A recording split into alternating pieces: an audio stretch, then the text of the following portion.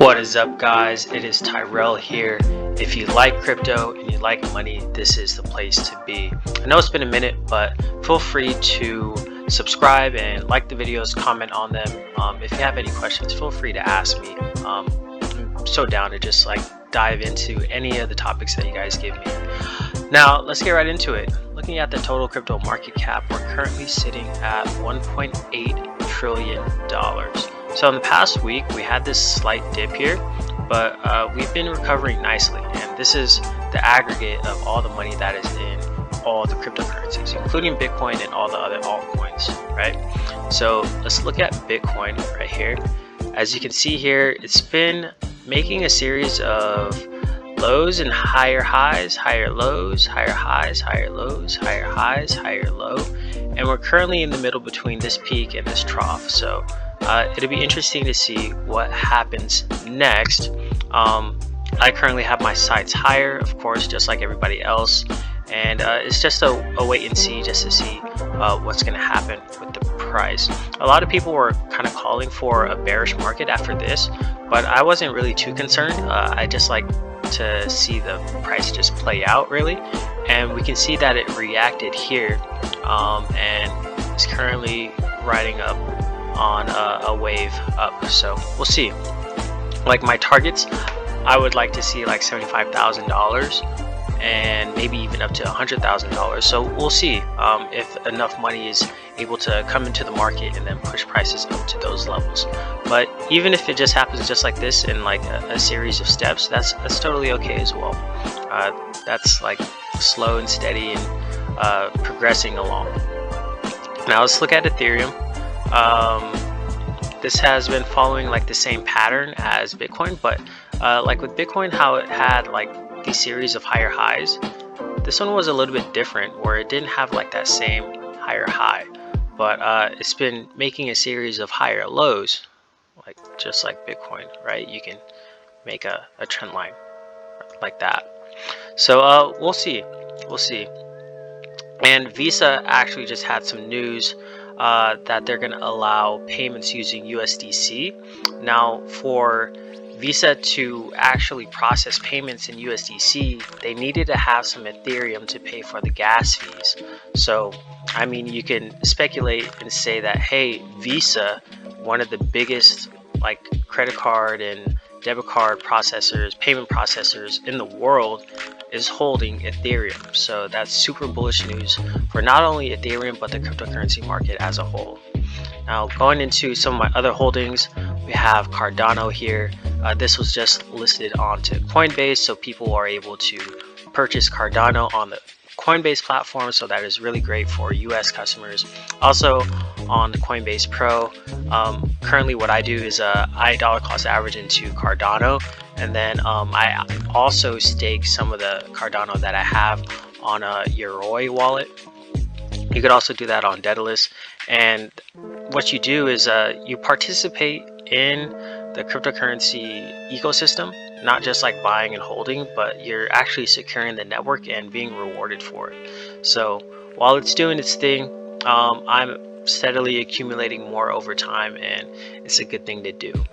Next, we got Graph, and this one kind of just like popped off in the past couple days, really. It was kind of like trending lower after it hit this all-time high, and then it popped off here up like 36%, right? So now it's in between this zone of $2 and $1.70, and it's been chilling. So it had like this high, higher low, higher high, higher low. And we'll see what happens going forward.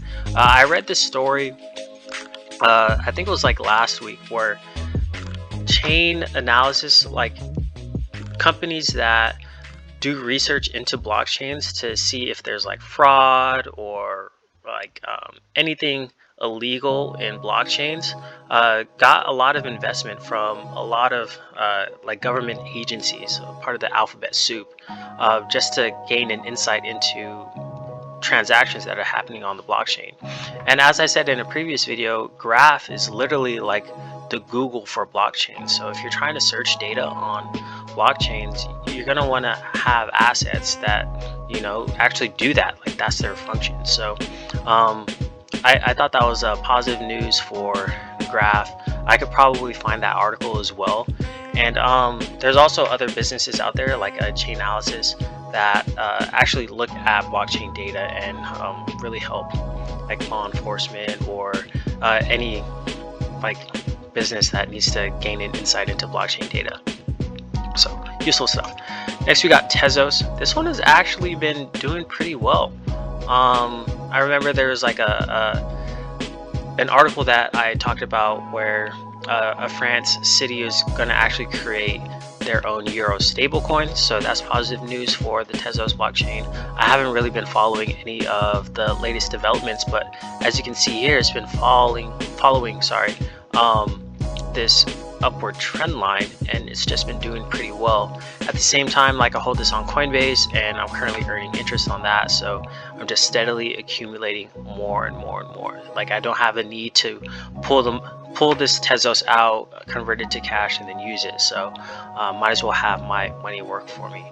The same with Algorand. This one actually like popped off, and one thing that I noticed with Algorand and Atom, so even though they're at different price points, it had this support level here, and it's similar, right? And then after that support level held, for Algorand it's $1. For Atom Cosmos it's $16.50. There's just a huge demand for both of them, and I know there's been some recent developments. I haven't followed them closely, but that seems like it was a bullish catalyst for both of these cryptocurrencies. So let's go from $1. It's currently up like 31%, right? So if you just take $1 and then $1.31, so it's currently up 31%.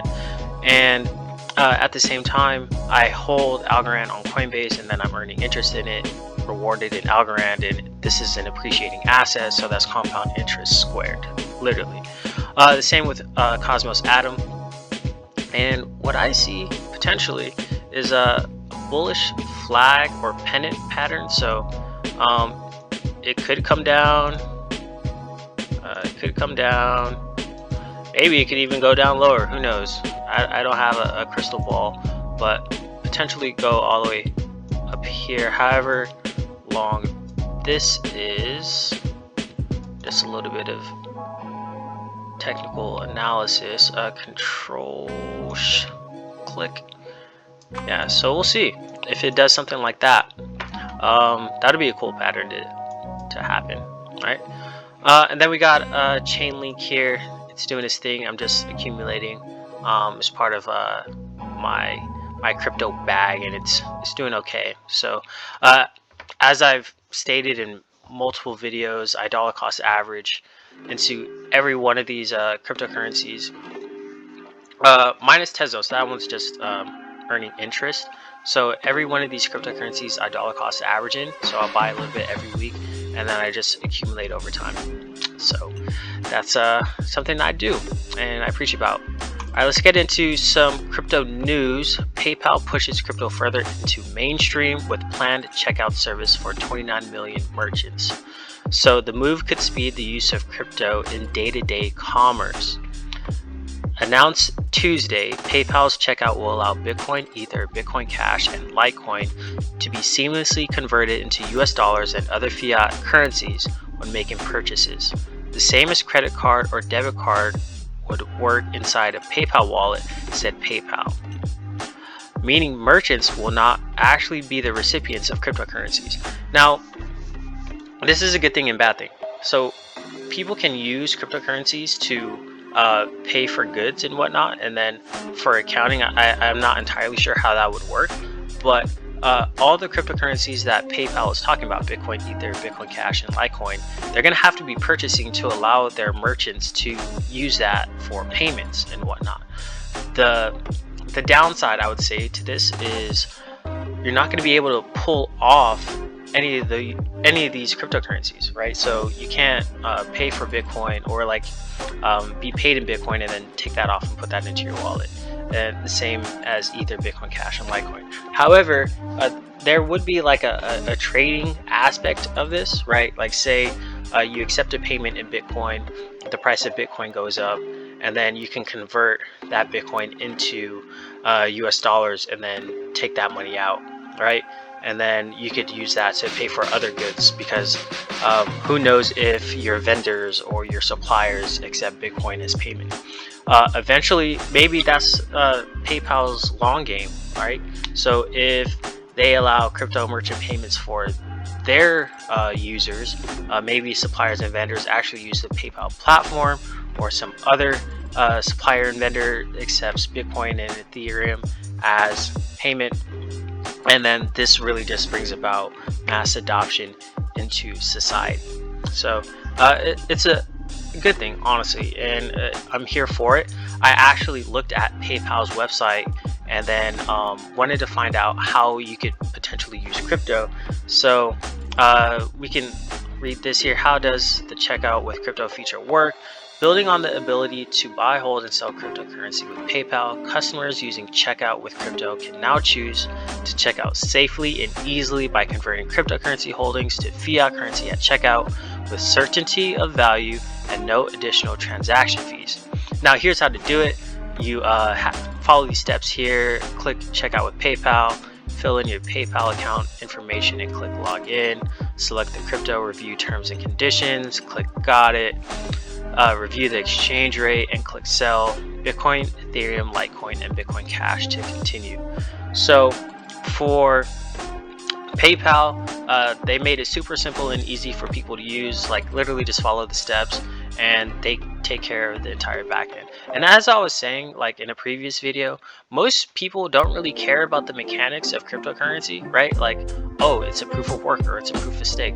All they really care about is like, does this work and can I pay for goods with it? Like, as long as it does those things, then most people really won't care. The only people that really care about like the mechanics of that are like the people that want to bring about this, and then like people will just like use it, right? So that's a good thing, a good development for PayPal. Next, crypto traders lever up as Bitcoin creeps back toward all-time high. As I was saying in the analysis earlier, it's currently creeping higher, you know? So the previous all-time high is within reach, and there's a lot of fundamentals that are, you know, beneficial towards the price of Bitcoin going up towards all-time highs again. So we'll see as that plays out. And in the past few days, the cost to fund a long position in the market for Bitcoin, perpetual swaps, a type of derivatives in cryptocurrency markets similar to futures contracts in traditional markets, has broken above neutral levels.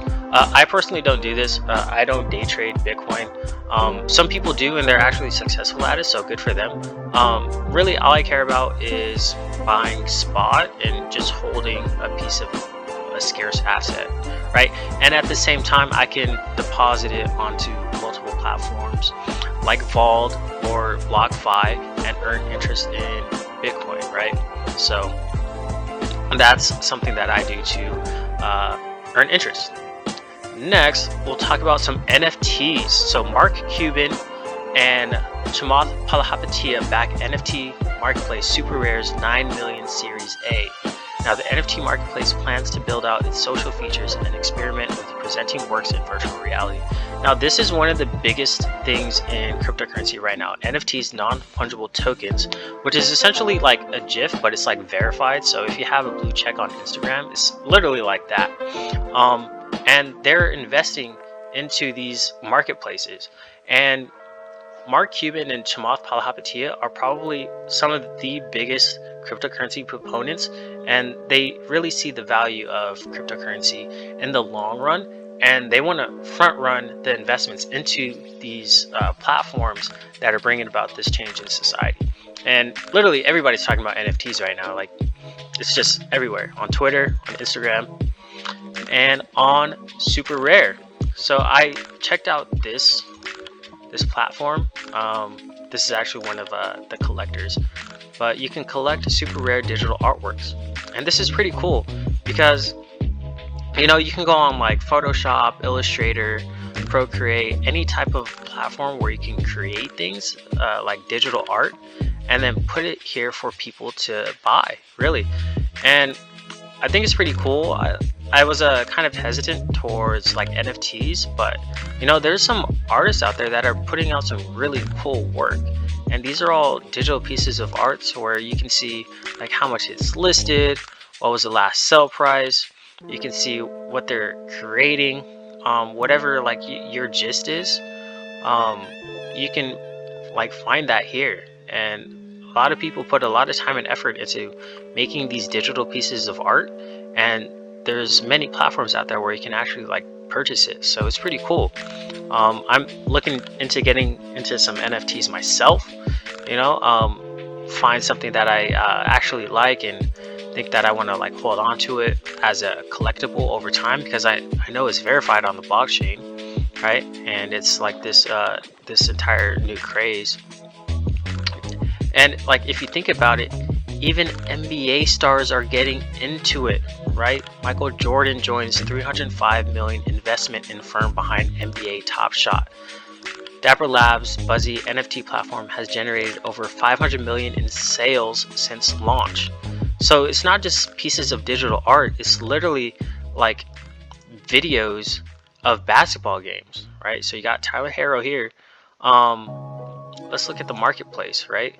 So the NBA is getting into the NFT game themselves, right? And then they can sell clips of these basketball players and their likeness to ready and willing fans, right?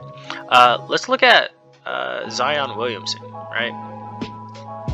This guy's a beast. So you can look at some of the stuff that they have on here. That's a nice dime. And you can see, look, the lowest ask is $6,455, and the top sale is nearly $11,000. And look at all of these top shots that they have here, and this is just for Zion, right? Not even to mention LeBron James, Bradley Beal, Goran Dragic, Luka Doncic, Steph Curry. All these players are really good, and like if you notice on Instagram, whenever like House of Highlights or Bleacher Report posts like something cool that happened, like NBA Top Shot can do the exact same thing, and then people would pay however much money for it, right? If it's just like absolutely insane. Now, like what I'm thinking of now, like imagine the NFTs space if it was like as developed as it is now, back when Kawhi Leonard hit that game winner over Philadelphia and the entire stadium went crazy. Like that was literally the shot heard around the world. I'm probably gonna find that video in a second. Here, let me see. Kawhi.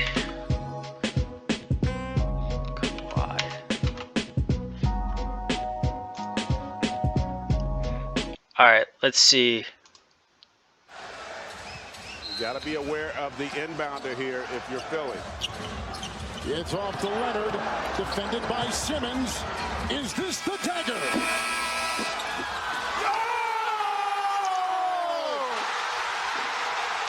Game!